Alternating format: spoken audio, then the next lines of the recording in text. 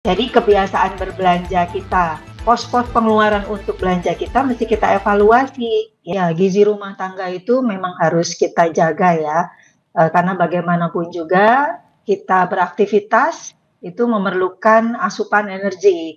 Nah, karena itu pengetahuan mengenai bagaimana seperti tadi contoh ya tadi di video tadi mengutak-atik gitu, mengutak-atik bahan masakan itu memang kita perlu latih justru di dalam kondisi seperti ini.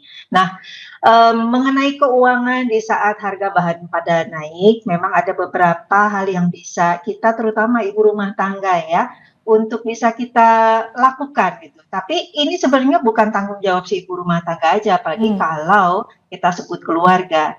Ini memerlukan kerjasama dari seluruh anggota keluarga.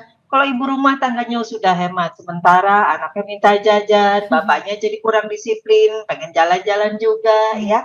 Akibatnya apa? Kemampuan rumah tangga untuk memenuhi gizi rumah tangga menjadi semakin tertekan. Nah, karena itu memang di sini pada saat harga naik yang diutamakan adalah agar pemasukan atau pendapatan dari keluarga itu mesti memang difokuskan gitu untuk mencukupi kebutuhan keluarga terlebih dahulu. Sehingga yang namanya jajan ya.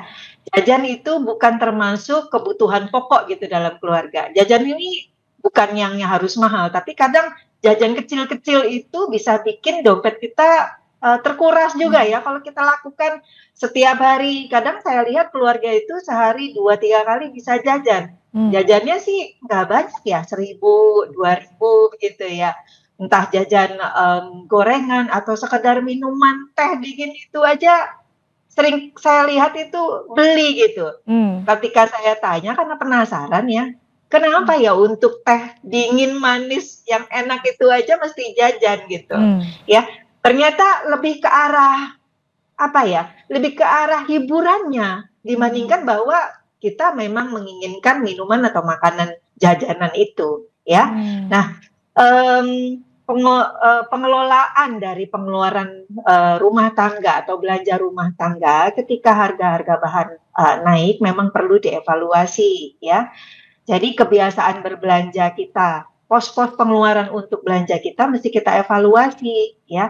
Jadi kalau memang kondisi sangat memerlukan agar kita mengurangi suatu pos pengeluaran, bahkan sampai meniadakan satu pos pembelanjaan, maka itu memang perlu dilakukan. Tapi kita juga perlu lihat apakah semua pos pembelanjaan kita itu perlu ditiadakan, yang mana tidak mungkin. Tapi mungkin bisa dikurangi. Jadi kalau ada yang bisa dihilangkan atau di stop, itu kita stop.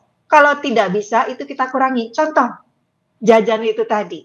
Itu kan bisa di stop ya, jajan. Yang tidak di stop itu yang adalah beli berasnya. Ya, adalah beli sayur mayur, lauk pauk, minyak goreng. Itu yang bahan pokok itu tidak bisa dikurangi. Tuh, ya. Jadi kalau bisa di stop, kalau tidak bisa di stop berarti kita bisa kurangi saja. Kalau tidak selain di stop atau dikurangi, maka yang ketiga pendekatannya buat ibu rumah tangga adalah kita mengganti barangnya gitu ya. Contoh tadi tidak semua barang itu naik. Cabai turun, ada sayur mayur yang harganya tetap dan harganya ada yang turun. Jadi yang mahal jangan dibeli, kita ganti dengan sayur mayur atau lauk pauk yang harganya masih bisa terjangkau oleh kita. Evaluasi pengelolaan pengeluaran begitu ya Bu Mika, jangan sampai kita mengutamakan keinginan daripada kebutuhan. Lalu kalau idealnya pembagian pos anggaran keuangan keluarga itu seperti apa sih? Mungkin bisa dijelaskan urutan dan posisinya seperti apa, misalnya formulasinya bagaimana?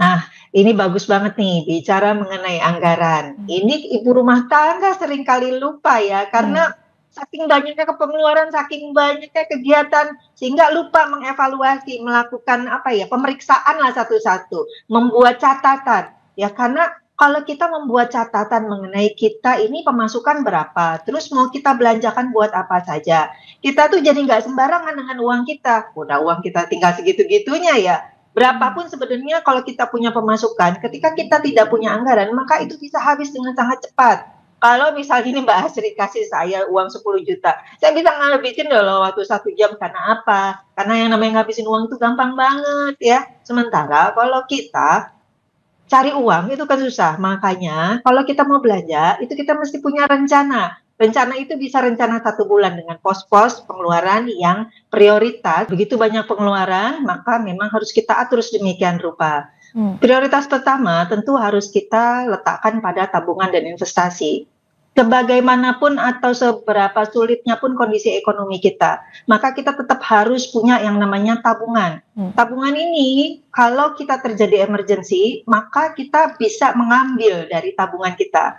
Makanya kita coba usahakan 10% dari penghasilan kita masukkan ke dalam tabungan. Tujuannya tadi untuk emergency. Kalau ada punya tujuan keuangan lain seperti mempersiapkan dana pendidikan anak atau mempersiapkan pensiun, maka tabungannya tadi itu bisa ditingkatkan menjadi jumlahnya 20-30%. Ya, tetapi bagaimana kalau nggak bisa?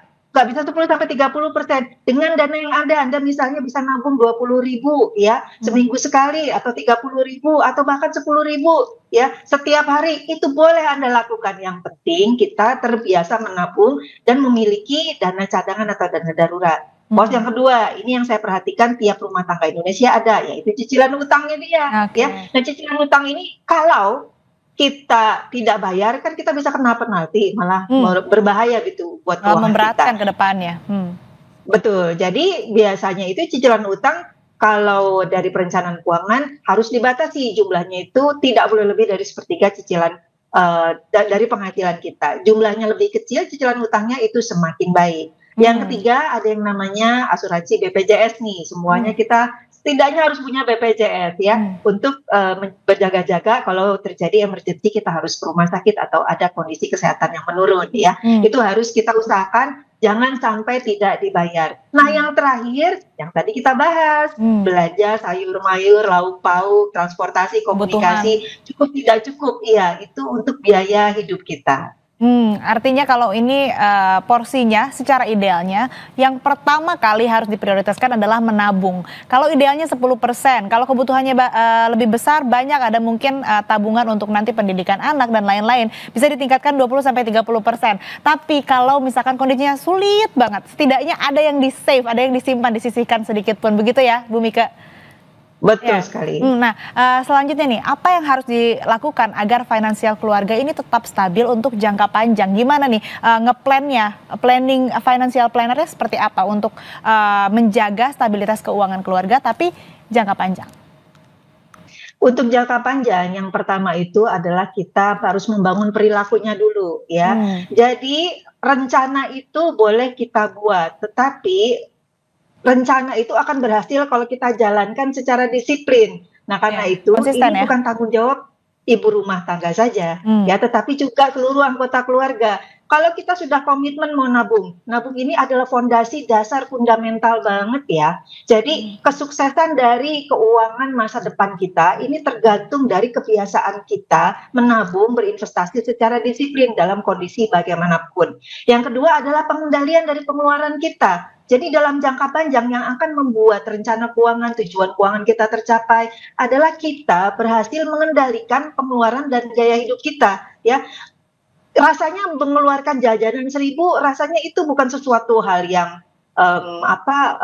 besar gitu. Nah, padahal kalau kita lakukan setiap hari itu akan melukai kemampuan menabung kita. Nah, supaya kita bisa bertahan dalam jangka panjang, maka kita perlu melakukan prioritas dan pembuatan anggaran, termasuk dengan memprioritaskan tabungan tadi. Itulah yang akan membuat kita memiliki fondasi yang kuat untuk mencapai kesuksesan finansial kita di masa depan. Dan tentu saja menurut saya, satu lagi, seberapapun kita punya pengetatan anggaran, ya, kalau harga-harga naik terus, tentunya kita akan menjadi semakin tertekan. Karena itu diupayakan agar di dalam kegiatan kita sehari-hari, di dalam pembelajaran kita juga mungkin bisa mengarahkan ke dalam kegiatan-kegiatan yang sifatnya produktif. Contoh misalnya, kita mungkin bisa bertanam sayur mayur sendiri di rumah barangkali untuk lebih memperkuat daya beli kita ya, sehingga kita tidak selalu membeli.